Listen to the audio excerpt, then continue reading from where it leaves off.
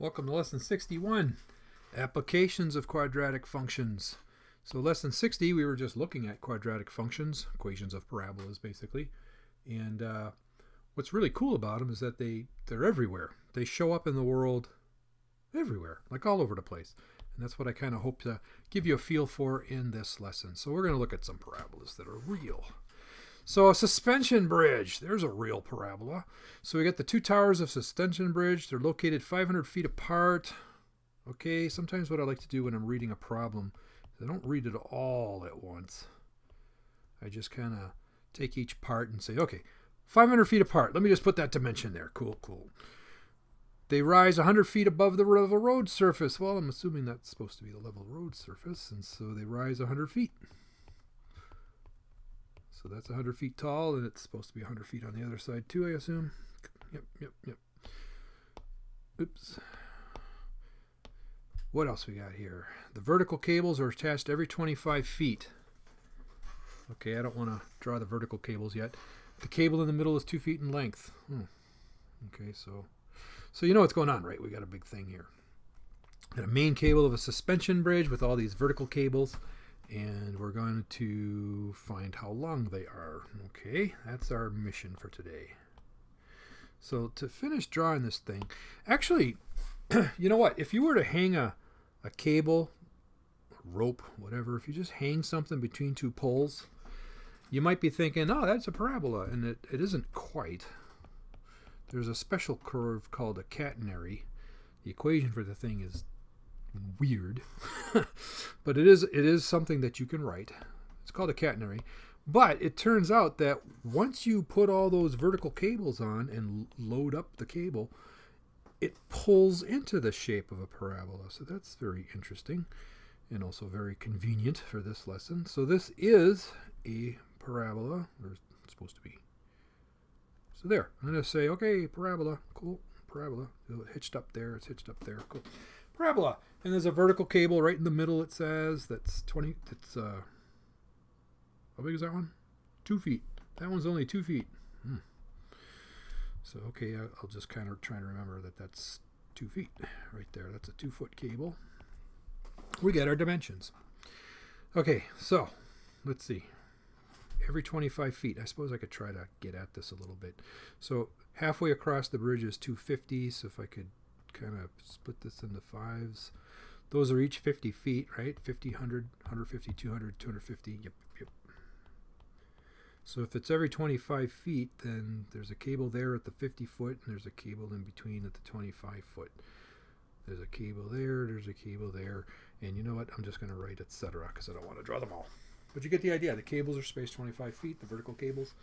Okay, so if you're in charge of ordering cable for the bridge or something, you're going to need to know how long is that cable, how long is that cable, how long is that cable, how long is that cable. You have to add up all these lengths and say, make sure you deliver that much cable to the work site. Probably times 2, I'm guessing. 2 sides to a bridge, right? Now, in case you're getting scared, no, I don't think I'm going to actually find all of these lengths. I think it'll suffice if we just find one cable's length. So we'll just try to find one cable's length, and then the process is exactly the same for all the rest of them. So, still got to figure out how to do it, of course. So what kind of an approach could we take to this problem here? One approach you might take is you might make a scale drawing. That's what drafting's all about, right? You make a scale drawing. So you say, well, I'm not going to draw something that's 500 feet wide. I'll draw something that's maybe 5 inches or 10 inches wide or something. And you just make a scale drawing. And then once you've made you say, I'm going to make a parabola. I'm going to make a whatever. And then once you've got your scale drawing, you can just kind of take out a ruler and measure. How long is that? How long is that? Or what would be really cool is if you made a scale drawing on graph paper, because if you made it on graph paper, right, you'd be able to just kind of count squares in order to get your distances and stuff. Or what counts just as well is to work on a coordinate grid. A Cartesian coordinate grid is what they call it. An XY grid. We'll just do that. we'll work in terms of xy coordinates. Because if you know coordinate here and you know the coordinate here, or I should say the y coordinate here and the y coordinate here, you could subtract the two y coordinates and that would tell you how far that is. So having coordinates would be wonderful. In order to get at the coordinates, we should set up an xy axis. Now, here's the good news. You could put the xy axes anywhere. If you want, you could put your xy axes right in the middle like that. If you want, you could put your xy axes over here. I wouldn't do that. You can put them anywhere, so you don't stress too much about that part. You just kind of find some place that looks cool. And I'd say this looks cool right there. That looks cool, doesn't it? I'll call that the x-axis. I'll call that the y-axis. The idea is I got the road right on the x-axis, so that's cool. That keeps things a little easier because the road, all the points on the road have a y-coordinate of 0. That's kind of nice. This is the y-axis. I lined it up with a tower just because it seems like a cool idea. Now, once you've got a xy axis on there, you could start writing coordinates of points. So, you know, there's the origin. What's the coordinate of this point? Well, x is still 0, but we go up 100 feet, right? So the y coordinate would be 100. So I know the coordinates of that point. That's a nice point. It's on our parabola. Here's another nice point over here. The x coordinate over here, well, you have to come across the bridge 500 feet. So the x coordinate here is 500. The y coordinate is also 100 over there. And here's a really nice point right there. The vertex of the parabola. So the vertex, you come halfway across the bridge. So you come over to x equals 250. And the y coordinate, I guess, you know, it said it was 2 feet up. So 2 feet up from the road surface is y equals 0. So 2 feet up would be 2. So there's the vertex. I've got the coordinates of 3 points. Especially when you have the vertex. It's usually not a bad thing, or not an extremely difficult thing to get the equation of a parabola when you know the vertex. So remember this stuff? We did this stuff in the last lesson. You say, well, like the standard form of a parabola looks like this. You got some number, then you've got x minus h squared plus k. That's called standard form. It's a good form to use when you happen to know the h and the k. What's that? Those are the coordinates of your vertex. So I know the h and the k. So this is getting us off to a heck of a start here. So the function's equation is going to look, well, I don't know what a is yet, but I'm going to have x minus, and the h is 250. That gets squared. And the k is 2. Okay. Almost there. We got to figure out what the a is, of course. So this goes back to the idea of, well, you know, all the points on this parabola, I should be able to, you know, plug in the x and the equation will tell me what the y is. In other words, all the points on this parabola should satisfy this equation. Now, that being so, I've got 2 points over here that I could use. I know those 2 points are on there. I can't use the vertex again. I already used the vertex. You have to use a different point. But I can use the point. Well, let's use the one that has an x coordinate of 0. That sounds nice, right? We'll use that point over there. So when I plug in x equals 0, I'm supposed to get out y coordinate, or an output of the function of 100. Awesome. We're almost ready to solve this thing. So 0 minus 250 is well, minus 250. And then when you square it, you get a big number. You get 62,500 is what you get, times the a, plus 2 equals 100. So you subtract 2 on both sides. 62,500a equals 98. So you divide both sides by that big giant number. You get a 98 over 62,500. You can cancel 2's. They're both even numbers. So that's a 49 over, what's this, a 31,250. And I don't think that's going to simplify, because what are you going to cancel into 49? The only thing that'll work is a 7. And I don't think 7's going to work on that one. So no, it's simplified. That's as far as you can go. 49 over 31,250. So, okay, great. I know what my a is. I put that right back. Well, not there exactly. I put that right back into the formula that I started building. And I'm ready to go. So my equation of that parabola, the main cable, is I got a 49 over 31,250 is my a. x minus the 250 quantity squared plus a 2. That is the equation of the main cable here. So, what was the question? Oh, the question was to figure out how long how long are all these vertical cables, right? So let's just pick one. Let's do this one. That one looks good. Which one is that? That's the one that's located 50 feet out from here. So this has an x-coordinate of 50. So if I plug in x equals 50 into my parabola equation, I'll get the y-coordinate for this point. And that's the length, actually, because I don't have to really subtract 0. You know, the y-coordinate down here is 0. So the length is take this y-coordinate minus this coordinate, which is this coordinate, minus 0, which is this coordinate. So I just got to take that, pardon me, y-coordinate. So I was saying 50 feet, right? So when x is 50 feet, what do you get? Well, you get this. 50 minus 250. Well, I guess I'll write it in. 50 minus 250 is a negative 200. But when you square it, when you square a 200, you're going to get a 400 with 2 more zeros on it. And you can start canceling stuff here. You can use a calculator, of course. Usually the calculators will cancel for you. You know what? I could just cancel a lot. But I think what I'll do is I'll grab out my calculator and go 49 times a 40,000. Divide that by a 31,250. Boink. And then I'll add 2 to that. Boink. And if you have a really nice calculator, it'll preserve the fractions for you. I've got a 1618 over 25. By the way, I'm using what's called a Casio FX 115 ES, or you can use the 300 ES as well. The ES is the big part. It preserves all your fractions for you. Everything is good. Of course, we probably want to know what that equals, right? So let's divide the 1618 by the 25, and you're getting 64.72-ish feet. So it's just about 64, almost 65 feet right there, that cable right there. And you could do the same kind of process over and over again for all the other cables if you wish. Okay, well that was a nice example of a physical parabola, suspension bridge. Here's another one. Sometimes when they're building arches, they use a parabolic shape. So we've got this parabolic tunnel cut through a mountain so that vehicles can pass in single file. In other words, it's a small tunnel. If the tunnel measures 18 feet tall and 18 feet across at the base, what's the biggest truck you could pass, the widest truck? Assuming a truck is 14 feet tall.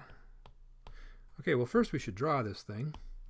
Get a picture of it. Let's call that like the ground or the road or whatever. So the tunnel that's supposed to be a parabola, so bear with me if it doesn't look much like one. That's a parabola. Okay, cool. I could label dimensions, but I might as well, you know, we're going to want to set up an XY coordinate system, so let's just do that. I'll put my XY here. I don't have to, but I will. So that's my X, that's my Y.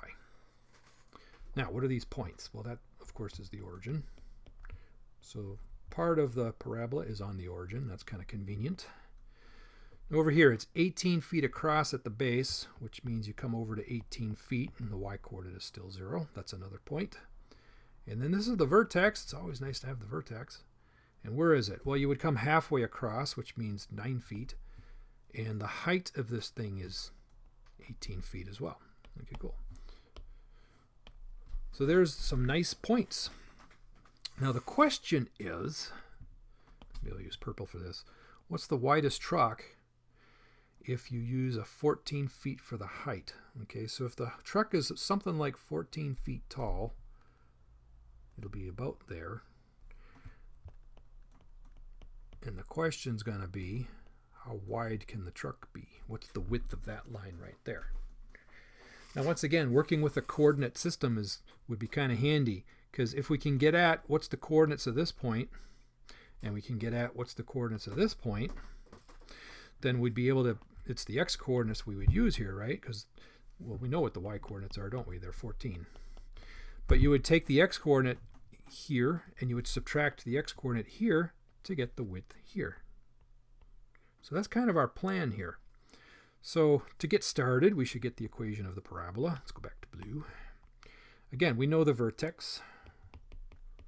So we can use this kind of a thing here, x minus h quantity squared plus k. Plugging in the vertex info. Okay, you got to save the a for later. But the h is a 9. And the k is an 18. Cool. Now take any point you want that's on the parabola in order to get at the a. How about that point? That point looks wonderful. 0, 0? Sure. So, what is that giving me? I got the a. I got 0, take away 9 squared plus 18 has to come out to 0. Okay.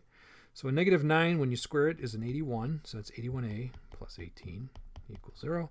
Subtract the 18 on both sides. Divide both sides by the 81. Cancel 9s. 9 into 18 twice. 9 into 81 9 times. The a is 2/9. So now I can take that and I can say, oh, the a is 2/9. So I'll come right back up to where I was here and plug it right in. So my finished formula is the a is a negative 2/9. X minus a 9 squared plus an 18. That is the equation of the arch.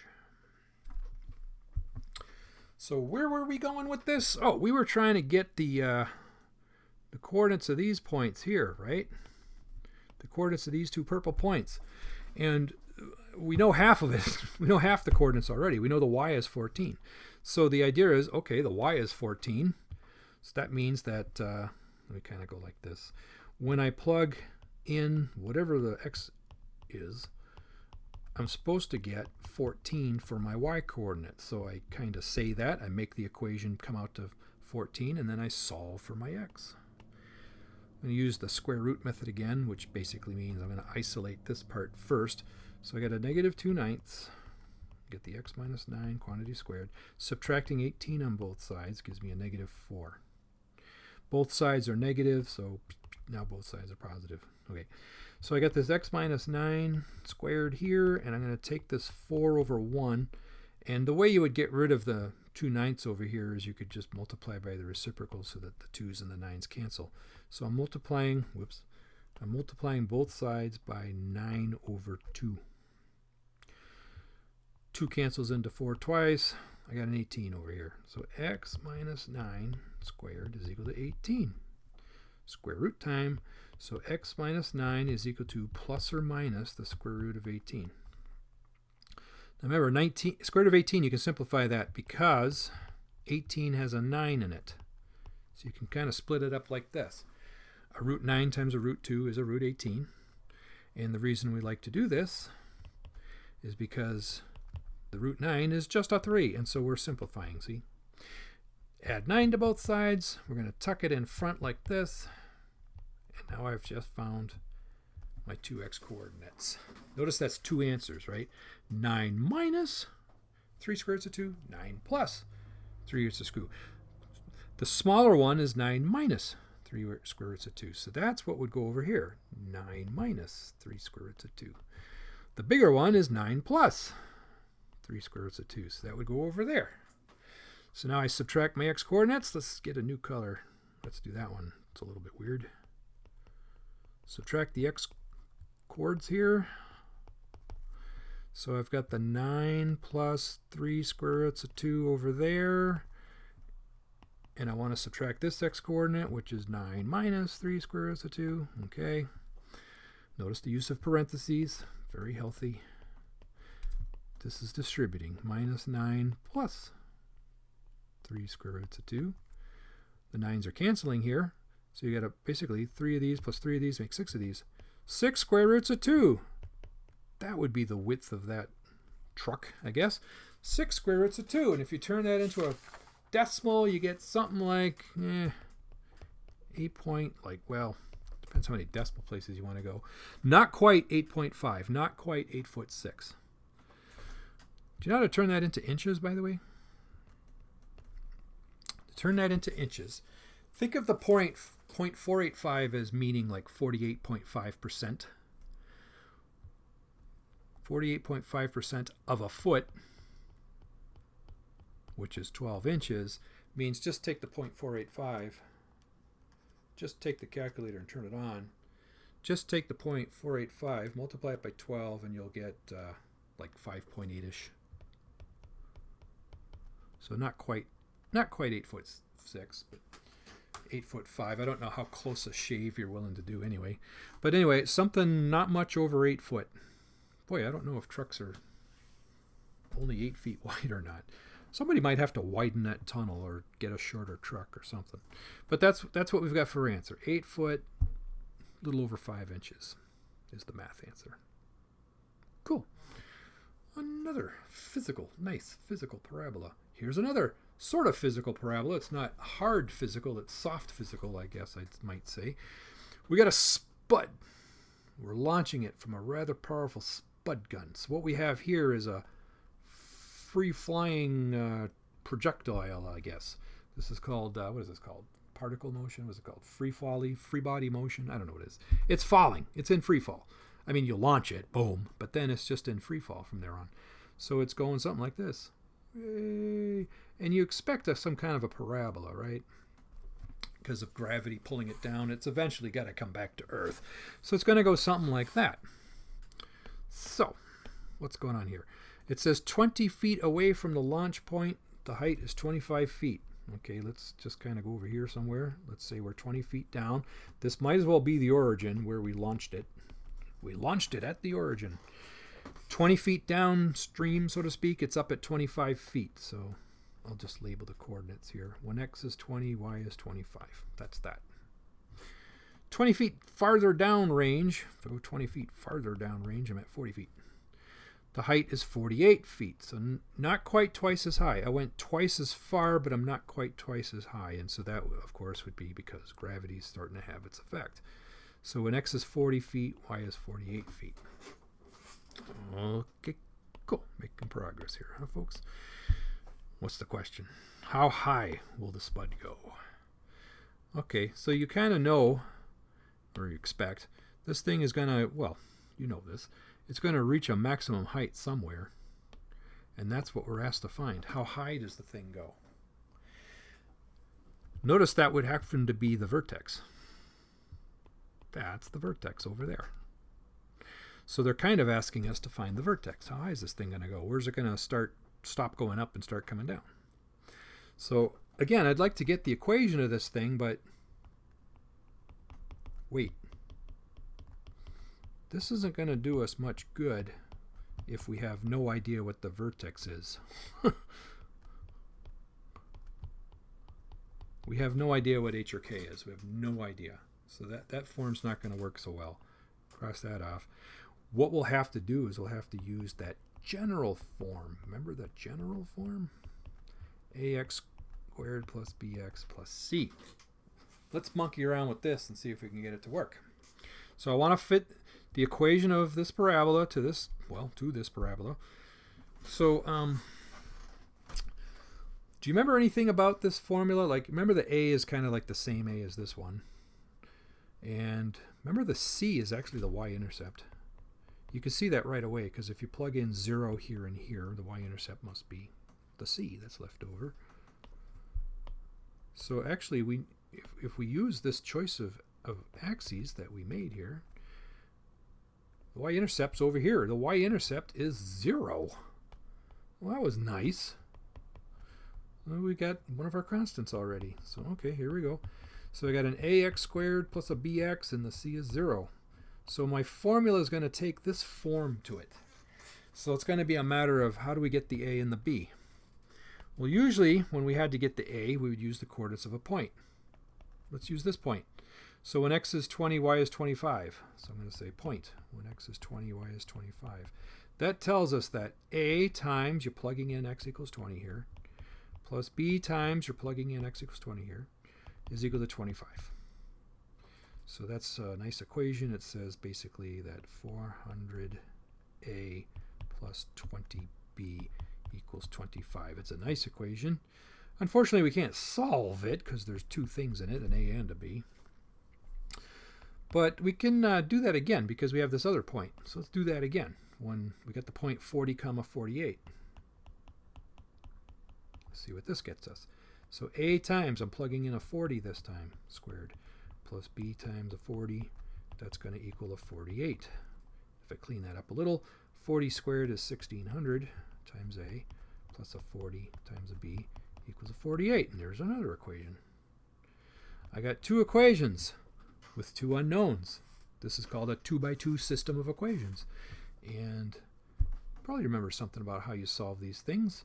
First of all, let me just put them right next to each other, right on top of each other. You take the 400A plus the 20B equals the 25, and then you take the 1600A plus the 40B equals 48, and you look at them and you say, you know, I'd love to add these two equations together, but what would be really nice is if when I add the two equations together, if I could get the B terms to go away.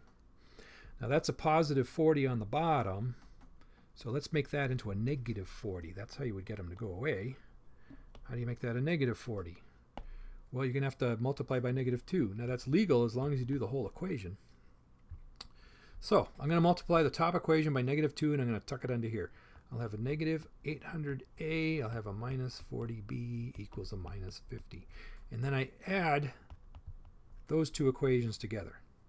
1600 minus 800 makes an 800A, and the 40B and the minus 40B go boo boo, go bye bye, they're gone. 48 minus 50 is the negative 2. And we're there, almost. So A is equal to, divide both sides by 800, and simplify, cancel 2's. That's A. Awesome. We got one of our thingies. Where are we going to get the other thingy? Well, we'll start by changing colors, I guess. Wait a minute. Let's like really change colors. Okay.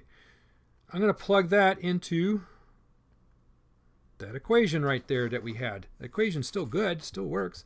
It says 400 times, and I'm going to plug the A in that I just discovered. It's a negative 1 over 400. Put that over 1, I guess. Plus the 20B is equal to the 25.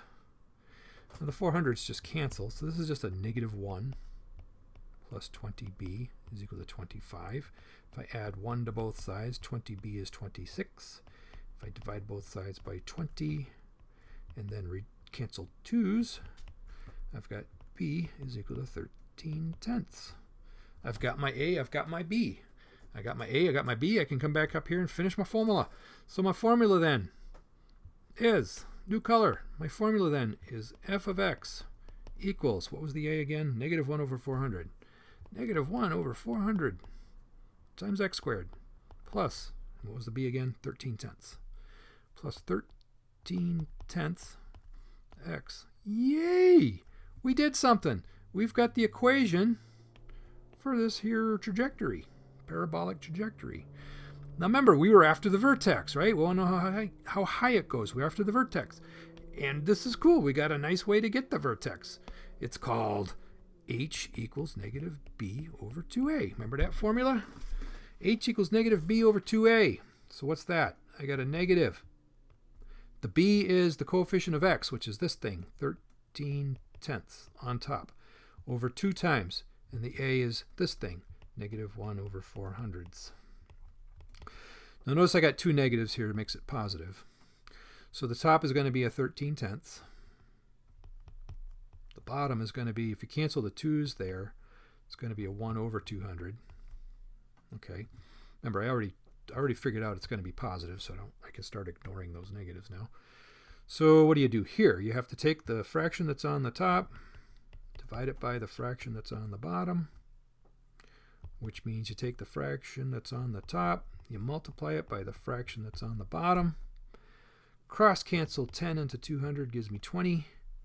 20 times 13 is 260 over 1. And so h is 260. Yee, I think I'm going to have to put a divider over here. Huh? H is 260. Now, let's be careful. We found the vertex. Yes, we did. But what we found was h. And remember, h is the x-coordinate. We found the x-coordinate is 260. We haven't found the height yet. How do you find the height? Well, the height would be the k. How do you do that? Well, you basically plug 260 into your formula. So we have to now find the height, which is plug 260 into our equation. Wow. Am I going to be able to fit that here? I'm going to be able to try. So, no, I'm not.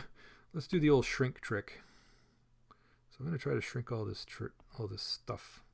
I'm going to shrink this whole thing. Okay, guys. Where are you going? I said shrink. Okay, that's a little better. There, that opens up some spots for me. That's good. So K is f of 260. So, come on, you. There's my formula up here. So negative 1 over 400. I'm supposed to be plugging in a 260 and squaring it.